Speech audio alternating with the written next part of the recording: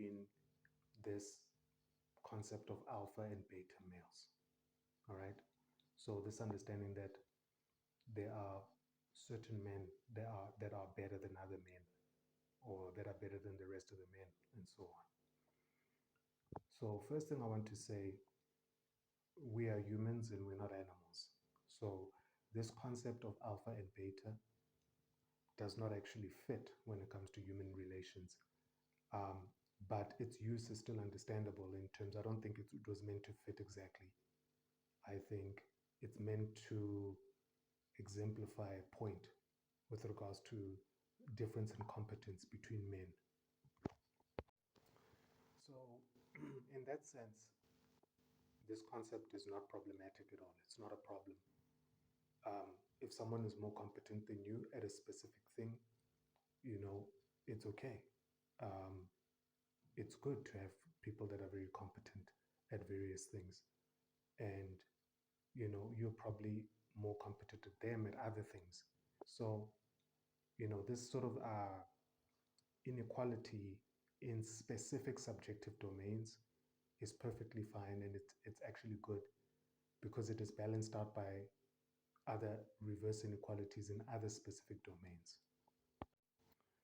The problem with this alpha beta concept begins where men start to have contempt for those who are less good at specific or in specific domains than them.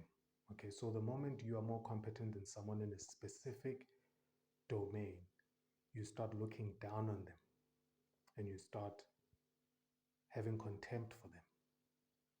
That is a problem because it brings division, okay, between men, and that could lead to all sorts of chaos and problems. Remember that to be deemed as more competent than another person, you need that other person to compare yourself against. So your very status as more competent depends on and is built upon those who are deemed less competent. So the idea that you can now then have contempt for those upon whom you actually stand on their shoulders. You stand on their shoulders, but you have contempt for them. If they were not there, you'd fall. If they were not there, your value would not be measurable because they are the yardstick against which your value is measured. So competition amongst men is good, but it has to be limited because competition in its very nature is evil, and evil is always best useful when limited, okay, both in time but also in scope, right? So competition is limited to a specific domain of competence. That's okay, but do not then extrapolate that competence to other domains and to life in general, to then accrue value of humanity to that competence. Yeah, in this sense, alphas are actually built by betas. Alphas are actually found by betas. Alphas are actually validated by betas. So therefore, alphas are not alphas, really. But that does not, and I don't mean that, actually, I think that's kind of wrong. Alphas are alphas in terms of confidence within that domain as found and validated and agreed upon and supported by the betas. Okay, but the betas are not less than because of that, and the alphas are more than in terms of competence, but they're not more than because they're not more than in any other way, in any general way, and the betas are not less than in any general way. They're just less than in that specific domain, and that's fine because it doesn't take anything away from them. I think the confusion is mainly brought in by the involvement of women. Not that women are not supposed to be involved. I'm just saying that it's bringing confusion or it's been misinterpreted. Their involvement within this dichotomy, because they select mates on the basis of this dichotomy. Every woman wants to be with an alpha, okay? Meaning every woman wants to be with the most competent man in any specific domain, preferably in every domain, but there is no such human being, okay? There is no human being who's a superhuman, because you'd have to be superhuman to be the most competent person in multiple domains, all right? So the confusion they bring is that because they select the guy who is deemed by other men as the best of them, because that's basically what happens. Remember, for you to win, the losers have to agree that you won, because a game has to come to an end, right?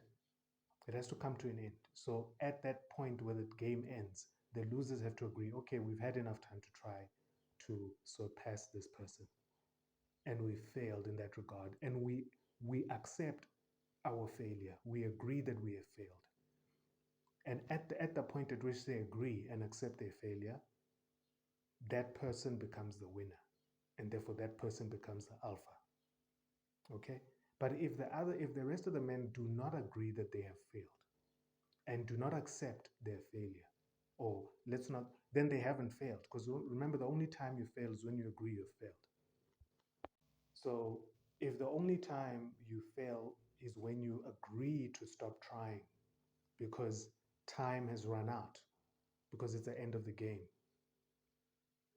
right? I mean, even if you will never surpass that person, the fact that you're never going to stop trying means that you're never going to acknowledge that person is better than you, which means it's going to be difficult, all right, for that person to claim they're better than you. Okay?